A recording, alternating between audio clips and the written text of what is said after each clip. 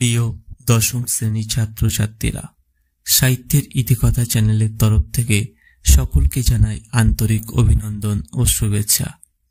এই অভিষেক কবিতাটির উৎস 1861 খ্রিস্টাব্দে প্রকাশিত মেঘনাদ বধ কাব্য। সেই মেঘনাদ বধ কাব্যে 9টি স্বর্গের উল্লেখ আছে: অভিষেক, অস্ত্রলাভ, সমাগম, অশোকবন, উদ্যোগ, বধ, শক্তি নির্ভেদ, প্রেতপুরী, সংস্ক্রিয়া।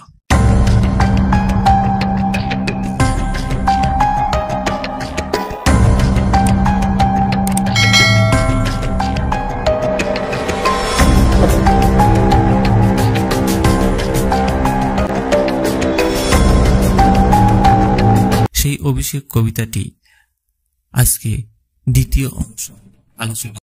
এই পর্যন্ত কি এসে দাঁড়ালো যে লঙ্কা রাজা রাবণ, তার একটা প্রিয় পুত্র ছিল বীরবাহু।